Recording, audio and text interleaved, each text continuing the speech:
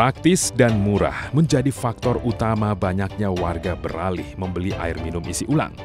Hal itu juga yang menjadikan Ria memilih usaha liciknya. Kepada tim iNews, Ria mengaku sudah hampir setahun menjalani bisnis air minum isi ulang oplosan zat kimia berbahaya.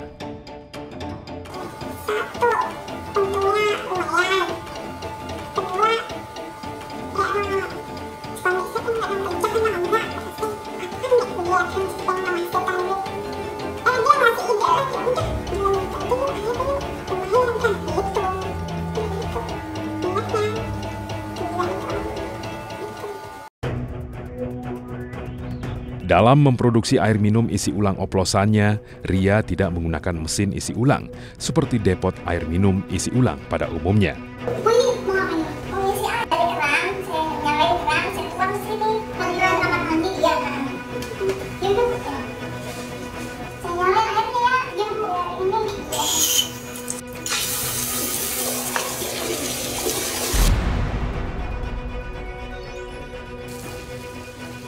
Sungguh terlalu. Ternyata Ria menggunakan air yang diambil dari kamar mandinya untuk mengisi ulang galon dagangannya. Tak hanya menggunakan air mentah, Ria juga menggunakan bahan kimia berupa kaporit dan tawas dalam produksi air isi ulang oplosannya.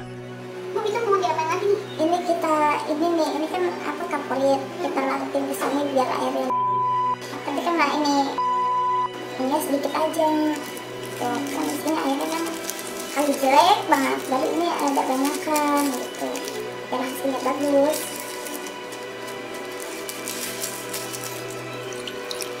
Oh iya, ini kan ya, kalau ini dua. Kalau itu apa? Ini tawas. Itu biar lagi ulang kan, kita kan di sini kan airnya kan keruh ya, jelek, buat mandinya kan jelek. Jadi saya mikir, kata saya ini air supaya jernih pakai apa? Terus kata suami saya gini, udah kita pakai itu aja. Terus enak nggak ya? Kata saya, ya udah enak aja, coba deh. Kita nyoba. Tadinya awalnya saya di bak kecil, saya coba-coba. Oh, saya rendam dari pagi sampai iya jernih. Jadinya tuh ngisi air galon ulang pakai itu. Kaporit atau kalsium hipoklorit merupakan senyawa kimia berbentuk padatan putih, berbau klorin kuat, dan sangat sukar larut dalam air. Sementara tawas adalah aluminium sulfat berbentuk kristal warna putih. Tawas bersifat larut dalam air, namun tidak larut dalam etanol dan aseton. Kaporit banyak dimanfaatkan dalam kehidupan manusia, biasa digunakan sebagai disinfektan dan menjernihkan air. Penggunaan umum lainnya sebagai bahan aktif dalam produk pembersih rumah tangga, pemutih pakaian, hingga zat pengusir hama. Kaporit menjadi berbahaya apabila tertelan. Zat tersebut akan bereaksi dan mengubah diri menjadi zat asam yang pada akhirnya akan merusak sel-sel dalam tubuh. Adapun beberapa reaksi yang mungkin timbul diantaranya adalah iritasi pada sistem pernafasan, mulai dari kesulitan bernafas, sakit tenggorokan, batuk, mual dan muntah, hingga munculnya cairan di paru-paru. Berapa banyak sih ini? Kan gede nih satu nih. Ini hasilnya bagus juga gitu. Nanti itu aja ntar juga larut. Tak ada takaran pasti yang Ria gunakan saat mencampurkan kedua zat kimia tersebut ke air minum isi ulang oplosan buatannya. Semua tergantung kondisi dari air keran kamar mandinya di hari itu. Itu nggak akan mengubah rasa ya? Enggak. Kalau misalnya airnya perlu tuh bisa berapa banyak? Itu pakai kadang-kadang ada tuh yang itunya tuh kaporitnya. Ini yang gede-gede, yang keruh banget, jadi hasilnya bagus. Kalau ini kan udah agak bening nih, segini aja cukup. Nah, kalau yang dilakukan tadi adalah penyalahgunaan, ya, penggunaan salah dan penyalahgunaan dari bahan kimia. Tidak bisa seperti itu, karena apa?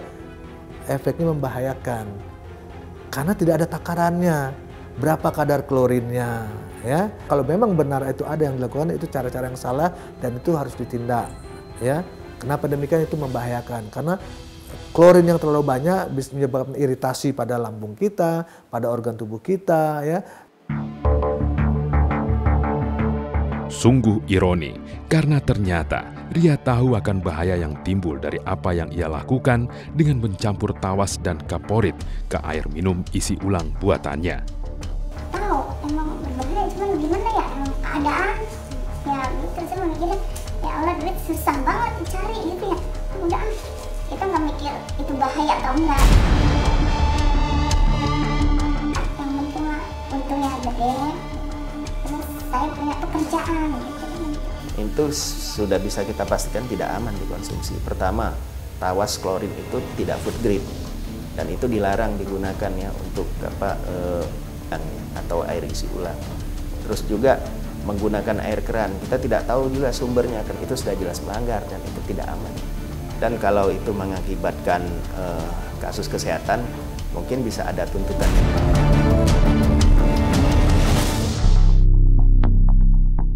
Setelah kedua bahan kimia dirasa sudah larut dengan air, Ria akan mengendapkan air tersebut.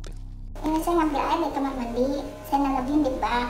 Itu dari pagi itu baru kita saring, misalkan ya, lembahnya kita buang, jangan ke bawah, baru kita masukkan ke botol galon gitu.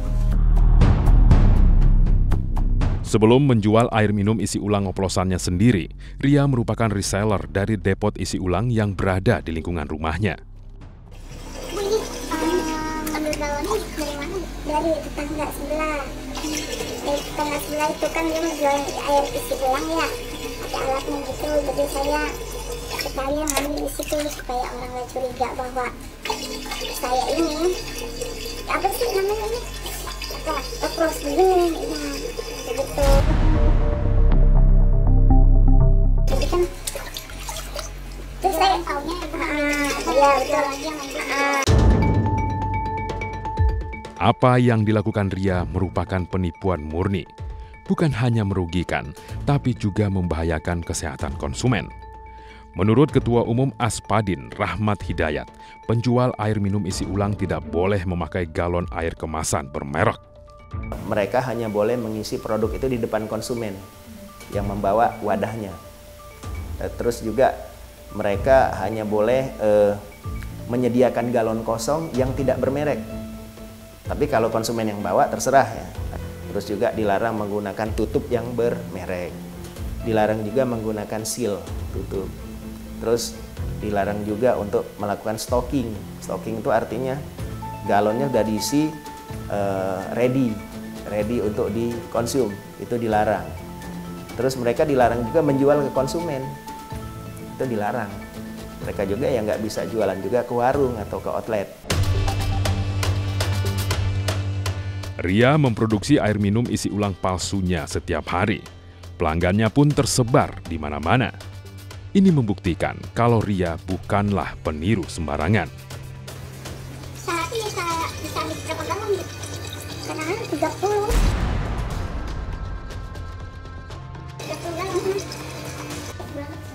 30 galon. Insya Allah kalau ada untungnya terus gitu ya bagus. Nggak ada ini siapa yang buka modal usaha kayak itu yang isi ulang gitu. Nggak mau begini lagi sih pengennya mah. Untuk menarik minat pembeli, Ria menjual air minum isi ulang oplosan buatannya seharga Rp6.000.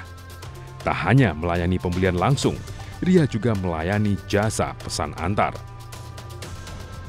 Lantas, apa saja bahaya yang mengancam saat minum air isi ulang? Selengkapnya di iNews Files sesaat lagi. Terpaparkan atau terkontaminasi oleh bisphenol ini, maka risiko yang tadi berdampak pada kesehatan, yaitu endokrin disruptor, merusak kerja hormon kita dan sistem saraf kita akan terganggu.